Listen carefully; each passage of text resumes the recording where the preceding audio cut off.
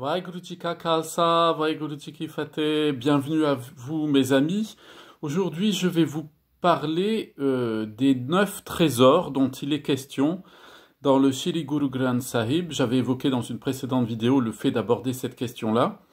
Alors, lorsque nous entendons la Bani, eh bien régulièrement, de nombreuses fois, plusieurs dizaines de fois, il est fait référence aux 9 trésors qui seraient produits à la suite de l'intériorisation, la récitation du Nam, du nom divin.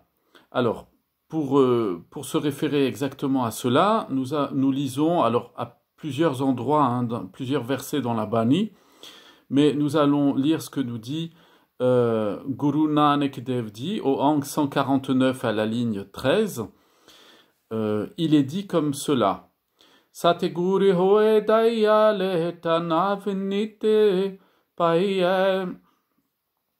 Donc, il est fait référence à Navnite.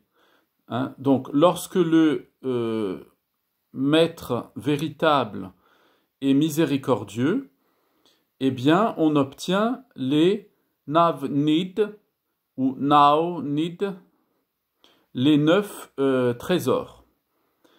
Donc, on comprend que ces 9 trésors, donc ce sont 9 qualités spirituelles, on va le voir un peu plus tard, je vais vous les expliquer. Elles s'enracinent d'abord dans la tradition védique classique. Vous savez, comme je vous le dis souvent, que nos maîtres de mémoire bénis s'exprimaient dans le contexte de l'Inde du Nord à partir de la fin du XVe siècle, et jusqu'au début du XVIIIe siècle, avec le 10e maître, Guru Gobind Singh Sahib Ji, et qu'il s'adressait essentiellement à une foule qui les écoutait et qui était imprégnée de la culture védique, qui a donné naissance notamment à ce qu'on appelle aujourd'hui classiquement l'hindouisme. Petit point d'ailleurs pour rappeler, mais je le ferai à l'occasion d'une prochaine vidéo sur l'identité sikh, mais les sikhs ne sont pas des hindous, et ils ne sont pas une excroissance ou une sorte d'hindouisme avec un courant de l'hindouisme un peu particulier ou une secte de l'hindouisme ou je ne sais pas trop quoi. C'est absolument, évidemment, absolument pas ça, puisque la pensée des maîtres sikhs est totalement différente de l'organisation de la pensée védique classique. Comme je vous le dis, j'aurai l'occasion d'aborder cela dans une prochaine vidéo. Donc, nous comprenons que Guru Nanak nous dit que ces 9 trésors spirituels ne peuvent être obtenus que par la grâce, c'est-à-dire par la volonté, et il nous dit ici Satguru. Alors, le Satguru, dans la pensée sikh, la philosophie classique sikh, ça désigne d'abord Dieu en tant que source de toute chose, qui communique la sagesse. Donc c'est un point sur lequel il faut bien être attentif pour ne pas être dans la confusion, c'est que dans le vocabulaire de la théologie sikh, guru, ça signifie à la fois les maîtres sikhs de la lignée sikh, les prophètes, les 10 prophètes sikhs, et le 11e maître qui actuellement règne toujours sur la communauté sikh, qui est le Shri Guru Granth Sahib, sous la forme d'un recueil éminemment sacré, qui est la source de tous les enseignements et qui donne les directives et les orientations à notre communauté. Et qui parle d'un langage universel, ce qui, je le rappelle d'ailleurs, fait qu'il est accessible à tous les humains sur la terre, et les Sikhs ont la charge de l'honorer, de le préserver, d'en diffuser les connaissances et de le rendre accessible, de permettre à ceux qui ne sont pas Sikhs de pouvoir s'approcher du Shri Guru Granth Sahib pour recevoir les enseignements universels qui ont été transmis par nos prophètes au fur et à mesure des siècles jusqu'à aujourd'hui, selon la volonté de Vaheguru de Dieu. Donc, lorsque Guru Nanak, ici au Ang 149 à la ligne 13, écrit le Sadgur, il parle de Dieu en tant que principe de toute chose et source de toutes les connaissances. Ainsi, il nous dit que lorsque les temps sont disposés pour chacun d'entre nous, eh bien, nous pouvons avoir accès à ces 9 trésors. Je voudrais insister sur ce point parce que la vie spirituelle, il y a souvent des personnes qui me disent « mais moi j'aimerais tellement avoir une vie spirituelle ». Alors souvent c'est dit de façon un peu, comment dire, un peu simple, hein, qui est modeste, en disant « mais je voudrais croire, je voudrais avoir la foi ». Alors la vie spirituelle, c'est pas une question d'avoir la foi ou de croire. La vie spirituelle, c'est pas « je crois en Dieu ». La vie spirituelle, c'est « je fais l'expérience de Dieu ». Vous voyez, c'est tout à fait autre chose, c'est différent. C'est quelque chose qui reste à jamais à l'intérieur de vous. Pourquoi? Parce que c'est votre nature même que la vie spirituelle. Et vie spirituelle, vous pouvez enlever ce mot-là, cette expression-là, la remplacer par Dieu, par le Seigneur suprême. La vie spirituelle, c'est la manifestation du Seigneur suprême. Donc Guru Nanak nous dit que pour chacun d'entre nous, quand le moment est venu, nous développons notre vie spirituelle au cours des différentes réincarnations, et lorsque nous arrivons sous la forme humaine, si nous nous intéressons aux choses spirituelles, c'est que le Sadguru, que Dieu lui-même, Vaheguru, eh bien, révèle en nous le moment de nous réaliser pleinement spirituellement. Donc, je peux vous dire que au moment où je parle, si vous écoutez cette vidéo, peu importe que ce soit le temps présent ou peut-être dans les jours ou les mois futurs où vous écouterez cette vidéo-là, ça veut dire que vous êtes en recherche spirituelle. Pour ceux qui sont en recherche spirituelle et qui ne sont pas déjà dans la voie spirituelle de la Sikhi, mais ça veut dire que c'est le bon moment, vous êtes dans la bonne incarnation pour pleinement réaliser Dieu à l'intérieur de vous, faire l'expérience profonde que vous n'êtes rien d'autre, si je puis m'exprimer ici, que la manifestation de Dieu, que vous n'existez pas par vous-même. Et c'est ça la source de tout le bonheur et de toute la félicité. Donc, que sont ces 9 trésors? Eh bien, pour le comprendre, nous sommes obligés de nous référer, puisque, je vous le disais, nos maîtres de mémoire bénis parlaient dans un cadre qui était celui de la tradition védique, c'est-à-dire de la culture générale de l'Inde, hein, de la culture religieuse et sociale de l'Inde, qui organisait à la fois la société avec les castes, et qui, en même temps, organisait la religion à l'intérieur de la société. Et donc, pour pouvoir être compris dans la diffusion de leur message spirituel, ils ont donc employé les références de leur époque et de leur temps. Donc pour nous aujourd'hui, il faut faire référence effectivement à ce cadre culturel, religieux et culturel, à ces sources intellectuelles de la religion védique, pour pouvoir comprendre ce que nos maîtres voulaient dire. Donc Guru Nanak en fait fait référence à la figure d'une divinité présente dans l'hindouisme védique classique et qui s'appelle Kuvera. Kuvera, c'est le dieu de la richesse. Alors, je m'arrête tout de suite pour vous dire, mes amis, il n'y a qu'un seul Dieu. Il n'y a pas le Dieu de ceci, le Dieu de cela et le Dieu d'autre chose. Il n'y a qu'une seule source à la vie, il n'y a qu'un seul Dieu. Mais il se trouve que les hommes, au fur et à mesure du temps, comme je l'ai déjà expliqué dans la vidéo sur le Kal Yuga, sur l'âge sombre, eh bien, au fur et à mesure du temps que l'assombrissement spirituel et intellectuel progressait, les hommes se sont mis à penser qu'il y avait différents dieux qui géraient différentes choses dans l'univers et dans la vie quotidienne et dans la nature. Donc cette fragmentation, si vous voulez, de la pensée sur Dieu a conduit à ce qu'on appelle le polythéisme, c'est-à-dire qu'en fait, c'est une vision dualiste, c'est une vision qui crée des limites à la divinité. Or, dès que l'on crée des limites à la divinité, on entre dans ce qu'on appelle l'idolâtrie. Alors là aussi, je veux rappeler une précision, c'est que dans la pensée sikh, l'idolâtrie, c'est pas fait pour condamner les gens, pour dire « Ah, tu es un idolâtre, tu adores des pierres, etc. » C'est fait pour rappeler que se mettre à limiter Dieu en lui donnant une forme physique particulière et le limiter à cette forme physique-là, eh bien, c'est méconnaître la nature profonde du Créateur.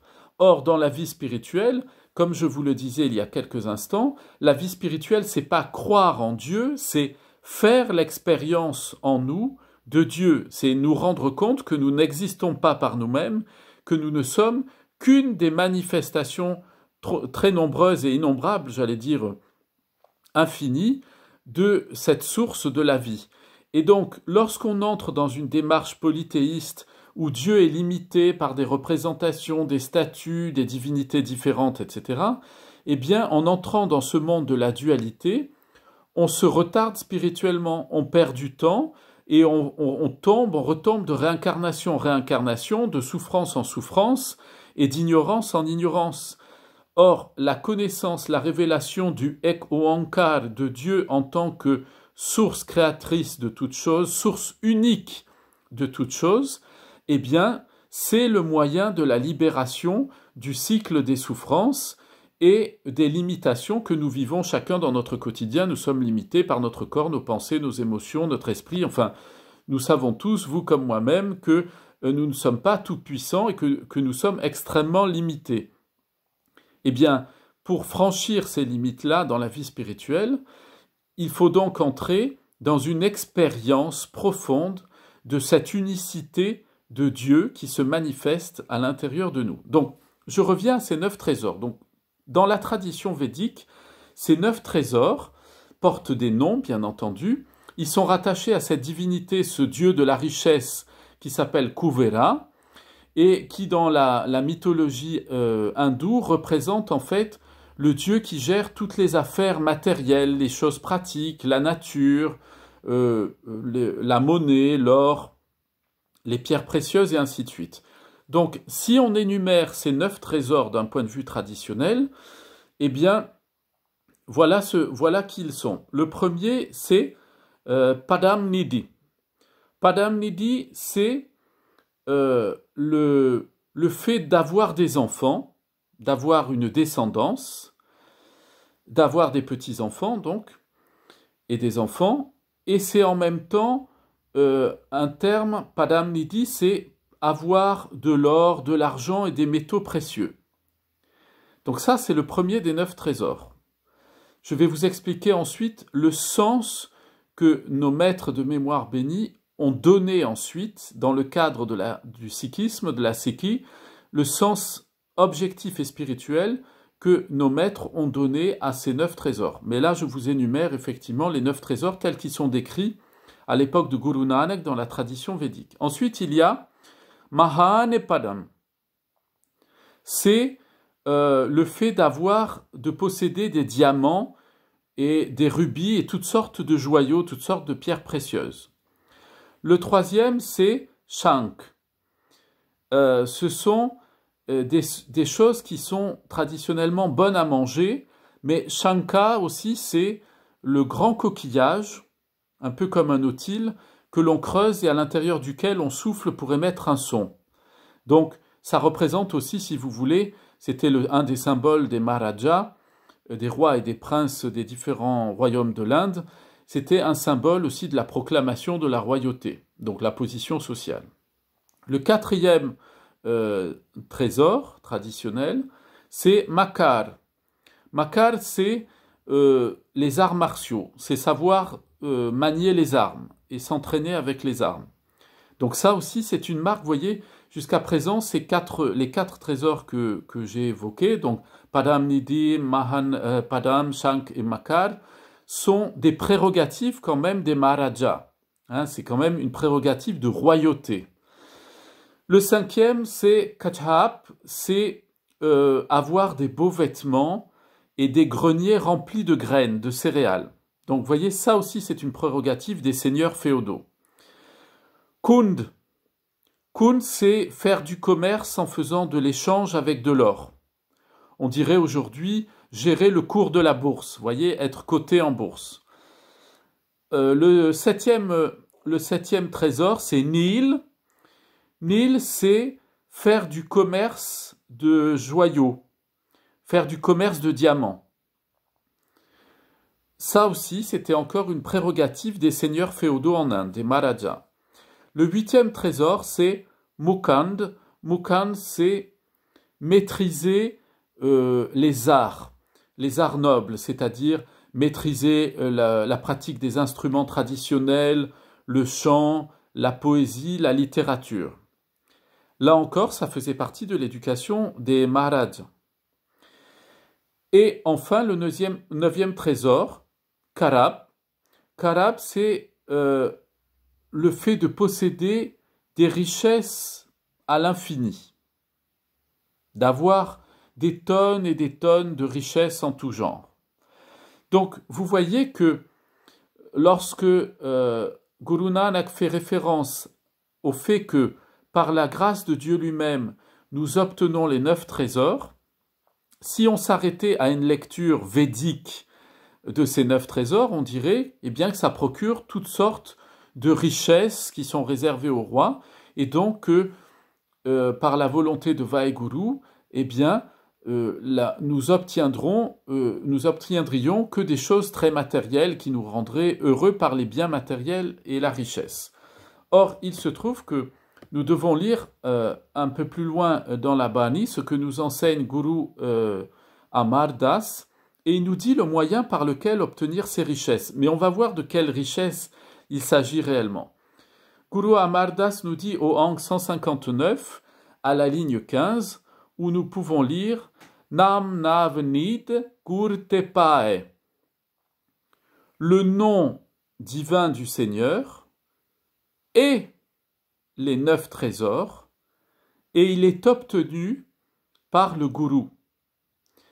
Donc Guru Amar Das nous éclaire encore un peu plus pour comprendre comment est-ce que ça fonctionne, en nous disant que qu'est-ce que c'est qui constitue ces 9 trésors, l'essence de ces 9 trésors, qu'est-ce que c'est?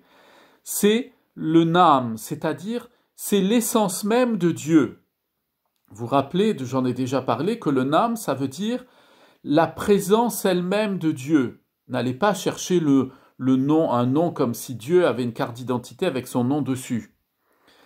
Le Nam, ça veut dire l'essence divine.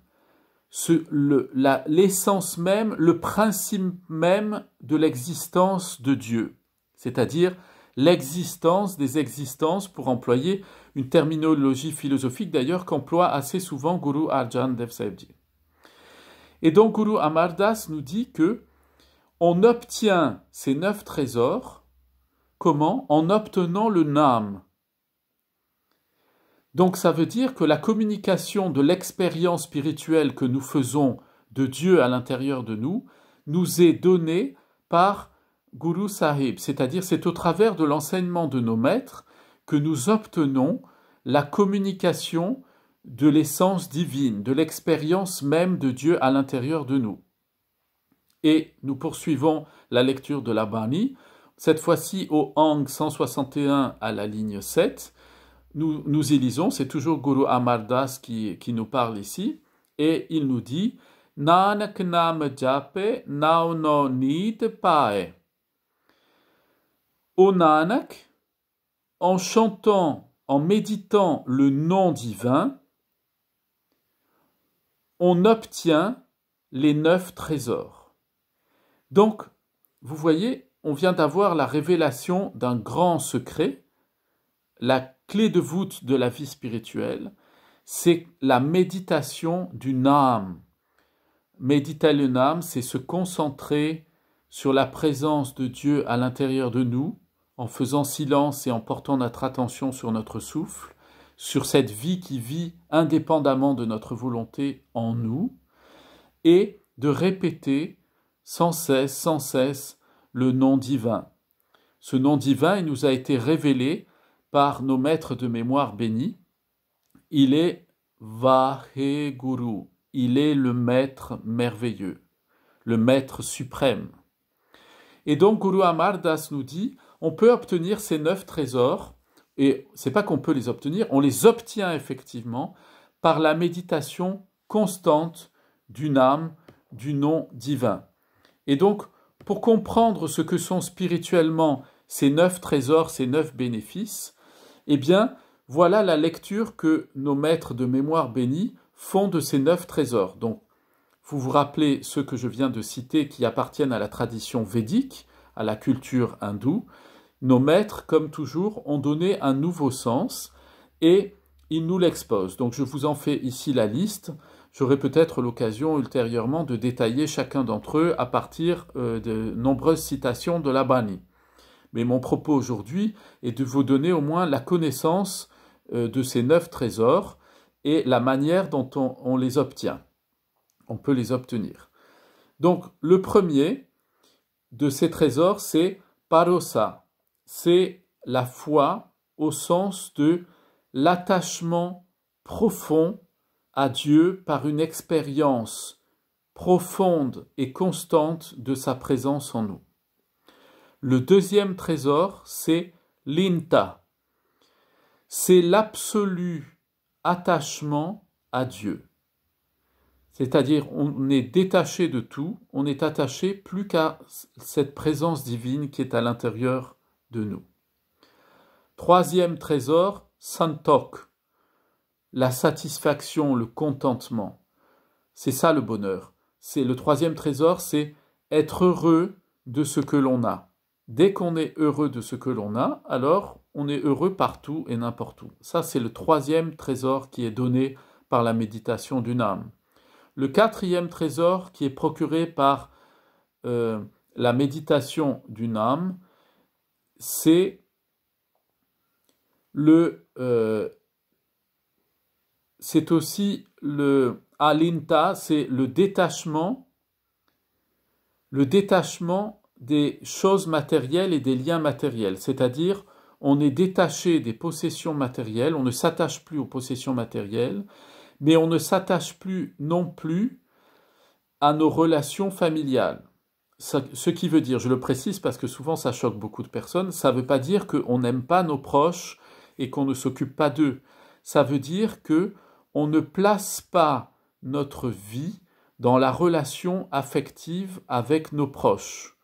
On attache notre relation affective et émotionnelle à la seule présence de Dieu en nous.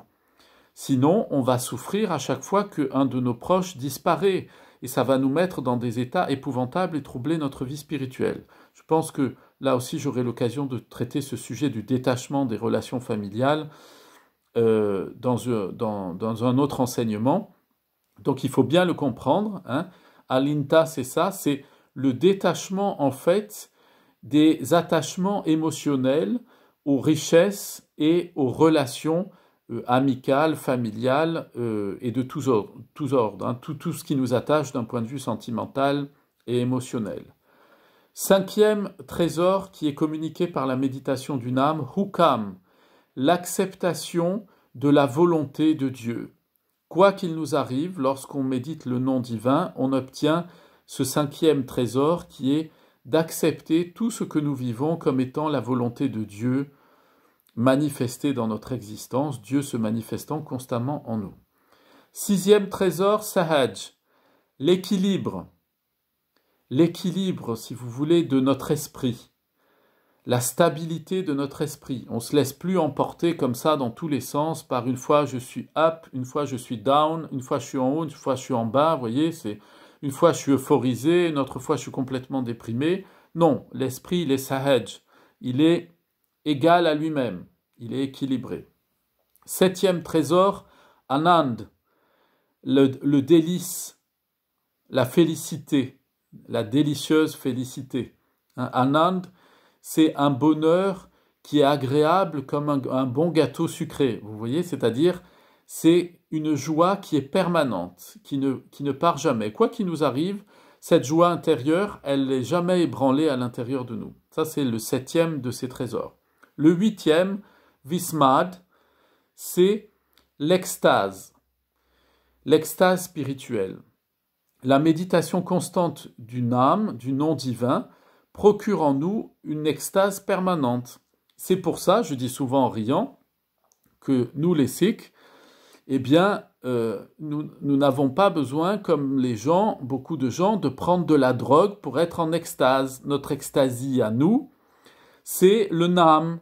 On est intoxiqué avec le nam. On se drogue avec le nom divin.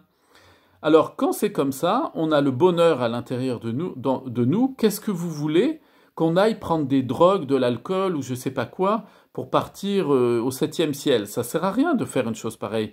Et vous comprenez pourquoi nos maîtres de mémoire bénis ont demandé à leurs sikhs, à leurs disciples, de ne pas consommer des drogues, du tabac, de l'alcool. Pourquoi? C'est pas pour faire une sorte, vous voyez, de condamnation religieuse et dire vous n'avez pas le droit de faire ça. C'est pas du tout fait pour ça. C'est pas une condamnation, c'est pour dire à un moment donné, quand vous méditez le nam, vous êtes en extase, vous êtes constamment dans une joie qui vous dépasse vous-même. C'est ça l'extase. Vismad, ça veut dire ce qui vous emmène plus haut que vous-même, ce qui vous fait aller au-delà de vous-même.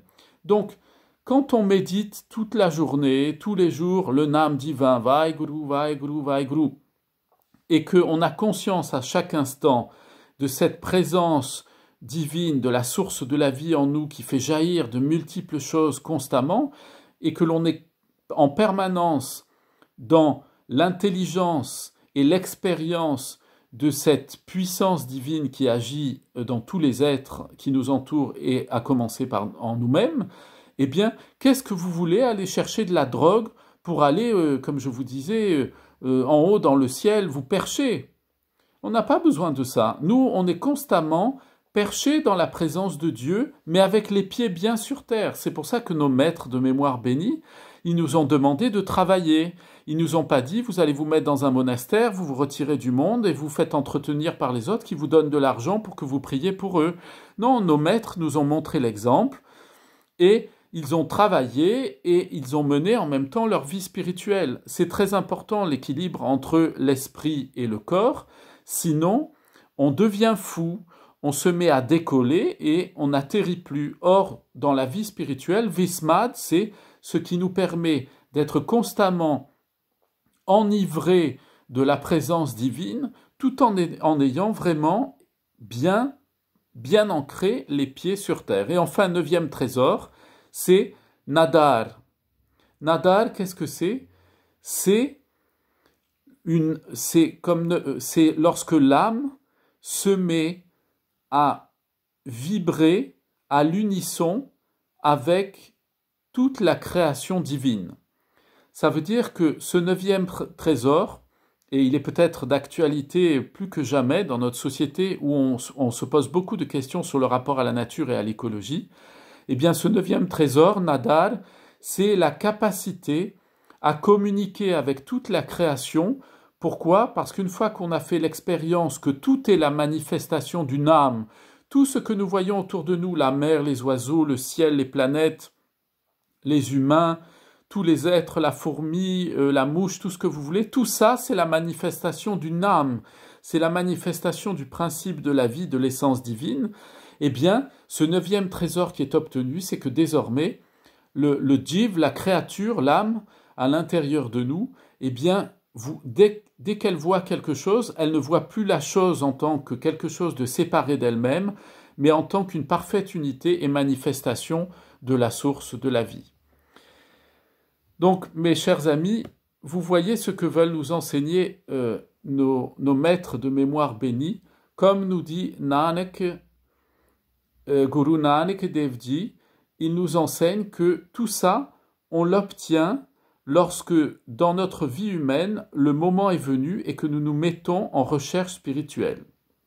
Eh bien, à la fin de cette vidéo, je voudrais m'adresser à certains d'entre vous qui allez écouter cette vidéo et qui n'êtes pas dans une démarche peut-être de religieuse, de vie spirituelle, mais vous êtes en recherche, vous vous posez des questions, vous ne savez pas bien encore, vous n'êtes pas tout à fait déterminé, mais vous sentez qu'il y a quelque chose qui vous dépasse à l'intérieur de vous. Eh bien, dites-vous que ce que vous ressentez à l'intérieur de vous, c'est le Nam, c'est l'essence divine qui vous dit « c'est le bon moment, mon ami », c'est maintenant que tu dois te mettre en route, te mettre à l'école de Guru Sahib, écouter les enseignements qui sont donnés dans le Shri Guru Granth Sahib, ces enseignements merveilleux et universels. Eh bien, ces enseignements, ils vont vous parler, ils vont vous expliquer comment ça fonctionne à l'intérieur de vous, et surtout, ça veut dire que c'est le bon moment pour vous de développer votre vie spirituelle, de vous asseoir au pied du Sadguru, et de mettre en pratique ces enseignements en méditant le nom divin et en pratiquant le partage avec les autres dans le quotidien. À tous, je vous souhaite une excellente journée. De nombreuses bénédictions à vous, vos familles, tous vos proches et vos voisins. Et je vous dis à très bientôt. Vaheguru Ji Ka Khalsa, Vaheguru Ji Ki Fateh.